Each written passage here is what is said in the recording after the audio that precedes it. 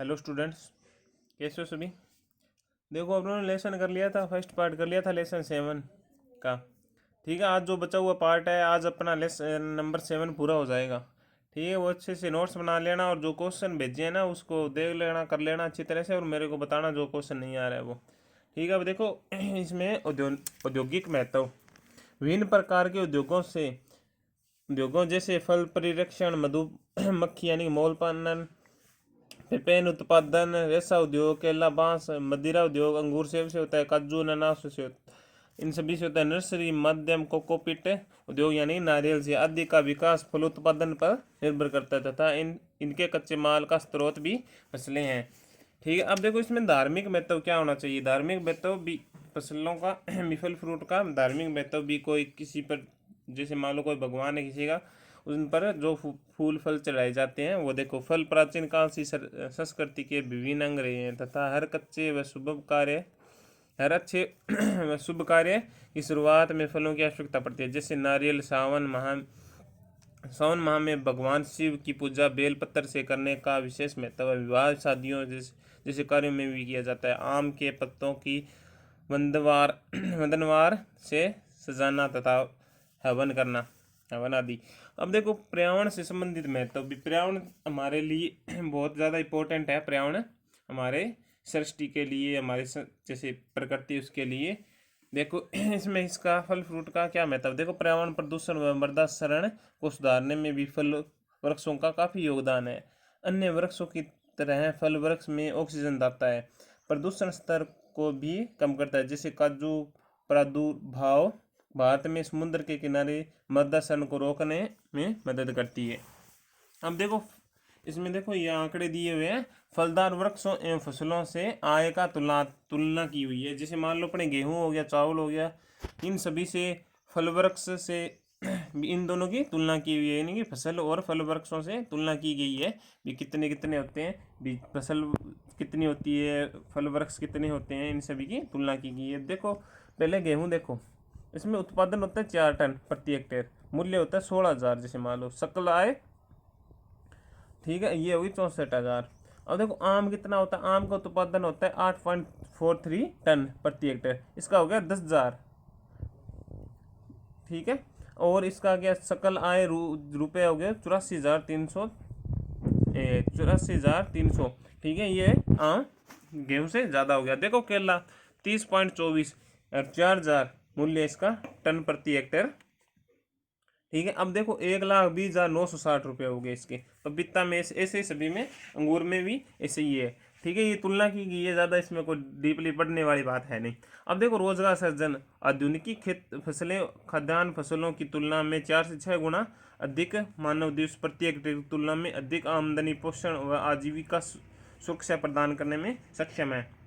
अब देखो भी हाँ, इसमें व्यवसाय में कौन कौन से प्रति दिवस प्रति हेक्टेयर कितना होना चाहिए। देखो खाद्यान्न फसलें जो 143 मानव दिवस प्रति हेक्टेयर है। देखिए फल फसलें 860 है, सब्जी होगी 912, पुष्प और औषधीय फसलें 547 भी। इनके देखो मानव दिवस यानी कि सबसे ज़्यादा यूज इनका हो रहा है अभी, और सबसे ज़्यादा भी इनका प्रोडक्शन किया जा रहा है।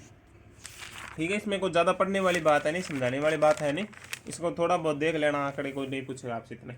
अब देखो फलोत्पादन की वर्तमान स्थिति, यहाँ ये क्वेश्चन आपको बड़े में दे सकता है अभी। देखो ऐसे पूछ सकते हैं वर्तमान में, जैसे वर्तमान में फलोत्पादन की विख्यात विवरण करो या वर्णन करो। ठीक है, अब इसमें देखो क्या है, इसमें देखो वर्तमान स्थिति कैसी है। उद्यानिकी फसलों में लगभग 90% हिस्सेदारी फूल सब्जी फसलों की है। ठीक है, अब देखो भारत विश्व में इन फसलों के उत्पादन का दूसरा बड़ा राष्ट्र है। कुछ फसलों जैसे आम, केला, पपीता, काजू, सुपारी, आलू व भिंडी आदि में प्रथम स्थान पर रखता है। आधुनिकी फसलों की हिस्सेदारी 30% अधिक है, जो टोटल फसल क्षेत्र के मात्र 13.8% भूभाग से ली जा रही है। यानी 13.8% भूभाग से ही अपने को क्या है 33% तक आमदनी हो रही है। अब देखो सभी उद्यानिकी फसलें जैसे फल, सब्जी, पुष्प, सुगंधित मसाले, रोपण, औषधीय मशरूम व शहद उत्पादन देखो 2998 लाख टन है। तो वर्ष 2016-17 के तृतीय अनुमान के अनुसार NHB यानी कि नेशनल हॉर्टिकल्चर बोर्ड के वर्ष के अनुसार यानी 16-17 के अनुसार 937.1 लाख टन, ठीक है, ये पॉइंट है इसमें आगे, ठीक है, 299 पॉइंट, ठीक है, 937.1 लाख टन फसलों उत्पादन यानी कि 64.6 लाख हेक्टेयर से हुआ, ठीक है। अब देखो इसमें घरेलू खपत में कितना जाता है, ठीक है, 2.3% बढ़ोतरी हो रही है। वहीं खाद्यान्न फसलों की खपत 1.3% दर से घट रही है, ठीक है। जो खाद्यान्न फसलें गेहूं वगैरह चावल वगैरह उसकी क्या है अपने खपत क्या है कम हो रही है और फल उत्पादन की क्या है बढ़ रही है। अब देखो इसमें आधुनिकी का क्षेत्रफल 2.7% वार्षिक दर से तथा उत्पादन 7% वार्षिक दर से बढ़ रहा है, 7% तक भाई इसमें क्या है उत्पादन धीरे धीरे बढ़ रहा है, ठीक है। अब देखो अग्रणीय राज्य क्षेत्र के अनुसार महाराष्ट्र व उत्पादन में उत्तर प्रदेश अग्रणीय रहे हैं तथा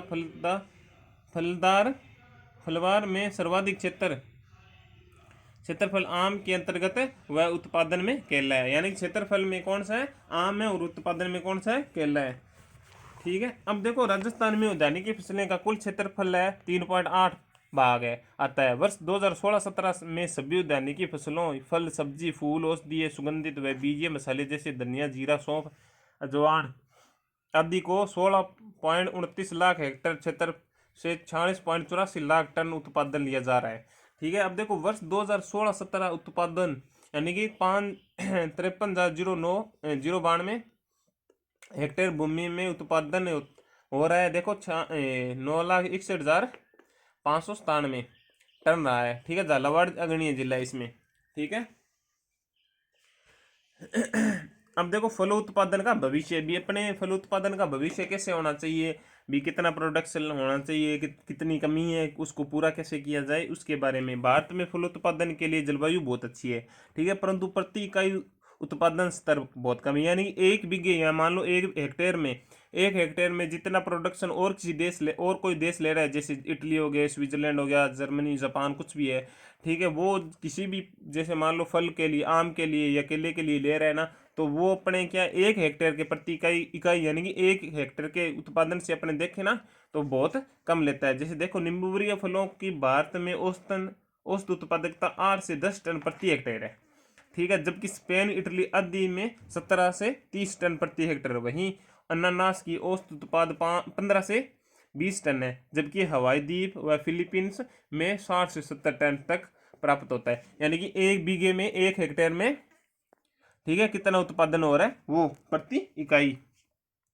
अब देखो इसके लिए सघन बागवानी सभी फसलों के लिए अपनाना आवश्यक है, यानी सघन बागवानी जैसे मान लो मैंने बताया था यहाँ अपने किन्नू का बाग लगाओ तो उसके बीच में क्या है पपीते का या कोई छोटे वाला जैसे मान लो कोई छोटा है अमरूद का उसके बीच में ट्रांसप्लांटिंग की जाती है, ठीक है। किन्नू के जो जैसे मान लो एक पौधा यहाँ एक पौधा यहाँ इसके बीच में पपीते का पौधा लगाकर अपने प्रोडक्शन ले सकते हैं, ठीक है। अब देखो खाद्यान्न प्रसंस्करण मंत्रालय की रिपोर्ट के अनुसार वर्तमान में भारत का प्रसंस्करण स्तर 10% है, जिसकी 2025 तक 25% तक बढ़ने की संभावना है। भी 2025 तक अपने फल वो जो प्रसंस्करण यानी कि निर्यात का है वो बढ़ने की संभावना है। अब देखो फल उत्पादन व निर्यात के महत्व को देखते हुए इस दिशा में सरकार भी विभिन्न मिशन मोड प्रोजेक्ट इनके प्रोत्साहन हेतु लेकर आ रही है। जैसे 2005 में राष्ट्रीय हॉर्टिकल्चर मिशन यानी कि नेशनल हॉर्टिकल्चर मिशन 2005 में लाई थी। 2006 में राष्ट्रीय कृषि विकास योजना के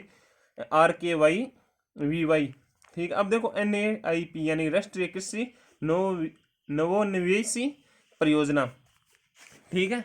अब देखो 2016 में समन्वित बागवानी विकास मिशन आदि ये सभी मिशन लाई गई थी। अब देखो राजस्थान में देखो इसमें क्या है, राजस्थान में आर्द्रता उपोष्ण व शुष्क तरह की जलवायु है, जिसमें मुख्यतः संतरा नींबू किन्नू सीताफल अमरूद आम अनार बेर आंवला आदि उगाए जा सकते हैं, ठीक है। अच्छी अब देखो इसमें कौन कौन सी जिले अपने कौन कौन से फल फ्रूट या फल कौन कौन से जिले में ज़्यादा होते हैं वो बताया हुआ है। देखो बांसवाड़ा उदयपुर और डूंगरपुर में आम होता है, कोटा झालावाड़ यानी गढ़ोती क्षेत्र होता है ना उसमें क्या आता है संतरा। अब देखो सवाई माधोपुर बूंदी में होता है अमरूद, चित्तौड़गढ़ राजसमंद में होगा सीताफल, बीकानेर जोधपुर में हो गया बेर, गांधीनगर और हनुमानगढ़ में अपने किन्नू हो गया, जैसलमेर में खजूर, ठीक है, ये अपना लेसन नंबर हो गया, लेसन नंबर हो गया 7 कंप्लीट। ठीक है, किसी को कोई डाउट हो, अगर कोई प्रॉब्लम हो, किसी भी प्रकार की कोई टॉपिक समझ में नहीं आया ना, वो मेरे से पूछ लेना।